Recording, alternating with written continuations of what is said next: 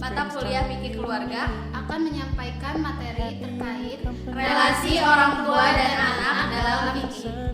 Materi yang pertama yaitu dasar hukum Islam terkait hak dan kewajiban orang tua dan anak. Dalam materi kali ini, kami mengambil dalil dari Al-Quran. Ada 3 poin yang kami ambil, yaitu yang pertama, terdapat dalam surat Al-Ankabut ayat 8, yang bunyinya, Bismillahirrahmanirrahim, Wawasainal insana biwalidayhi husna.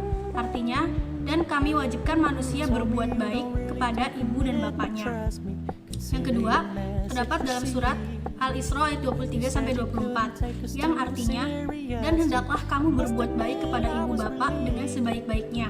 Jika salah seorang di antara keduanya atau kedua-duanya sampai berumur lanjut dalam pemeliharaanmu, maka janganlah sekali-kali kamu mengatakan kepada keduanya perkataan dan janganlah kamu membentak mereka dan ucapkan kepada mereka perkataan yang mulia, dan rendahkanlah dirimu terhadap mereka dengan penuh kesayangan, dan ucapkanlah, wahai Tuhanku, kasihilah mereka keduanya, sebagaimana mereka berdua telah mendidik aku di waktu kecil.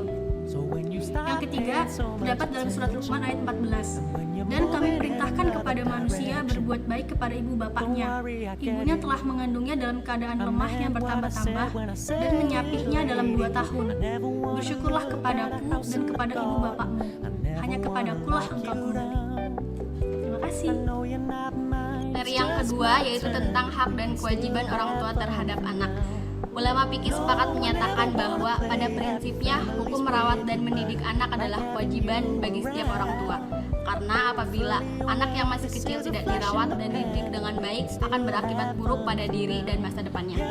Terdapat hadis yang menjelaskan mengenai kewajiban orang tua terhadap anaknya, yang artinya kewajiban orang tua terhadap anaknya adalah membaguskan namanya dan akhlak atau sopan santun, mengajar tulis menulis, berenang dan memanah, memberi makan yang baik, dan menikahinya bila telah cukup umur. Hadis riwayat Hakim. Yang dimaksud dengan hak di sini adalah kewajiban-kewajiban yang harus ditunaikan oleh orang tua atas anak-anaknya. Kewajiban tersebut disebabkan oleh adanya hubungan orang tua dengan anak yang tercipta karena keturunan. Hak-hak orang tua atas anaknya antara lain: yang pertama, memberi nama yang baik ketika anak lahir, mendidik anak dengan sebaik-baiknya, memberi nafkah dari yang baik, dan hak untuk menikahinya ketika telah cukup umur.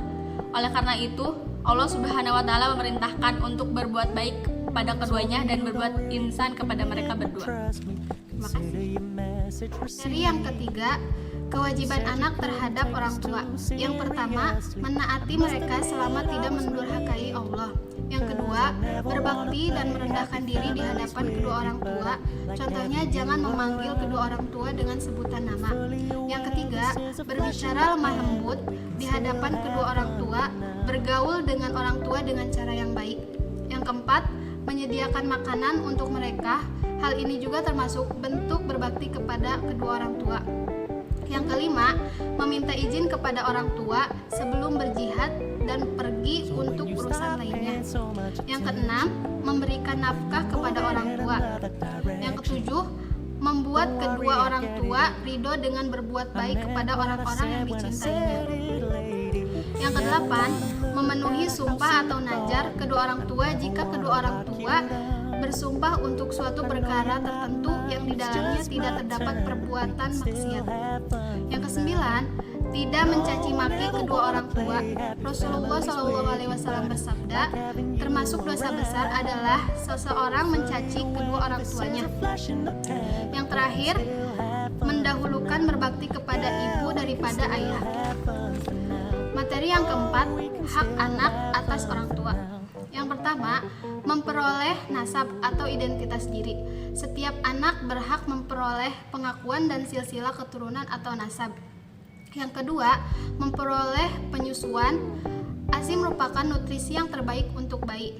Nah, ASI ini sendiri merupakan hak seorang anak. Yang ketiga, hidup dan tumbuh berkembang.